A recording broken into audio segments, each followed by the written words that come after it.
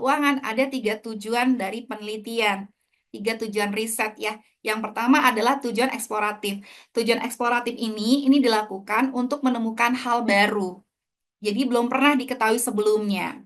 Seperti sekarang contohnya ini banyak sekali penelitian-penelitian yang merupakan penelitian eksploratif di bidang riset keuangan digital. Seperti misalnya fintech, ya, financial technology gitu kan. Kemudian juga kripto, Bitcoin, dan sebagainya. Walaupun mungkin di luar negeri seperti di Amerika atau di Inggris atau di negara-negara Eropa ya keberadaan fintech dan keberadaan kripto itu sudah 10 tahun yang lalu. Namun di Indonesia ini masih yang baru-baru booming ya, lagi kripto ya, masih baru banget. Makanya penelitian-penelitian mengenai analisis perilaku investor kripto gitu kan di Indonesia ini masih suatu hal yang sifatnya eksploratif seperti itu.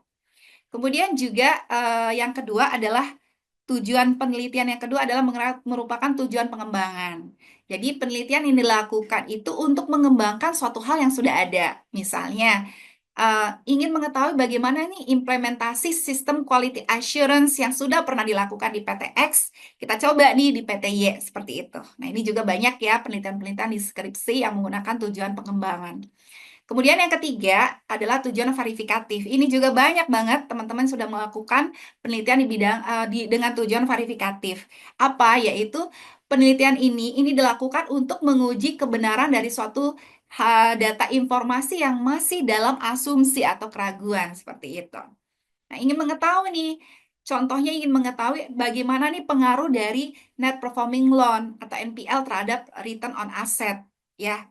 Mungkin sebelumnya diasumsikan ini berpengaruh negatif nih, misalnya ya, berpengaruh negatif di perusahaan manufaktur, gitu. Nah, kira-kira kalau misalnya kita bawa ke perusahaan retail gimana nih, gitu, berpengaruh apa enggak? Kalau kita bawa ke perusahaan farmasi, kira-kira berpengaruh enggak? Pengaruhnya yang tadinya negatif, apakah jangan-jangan nanti berubah ya?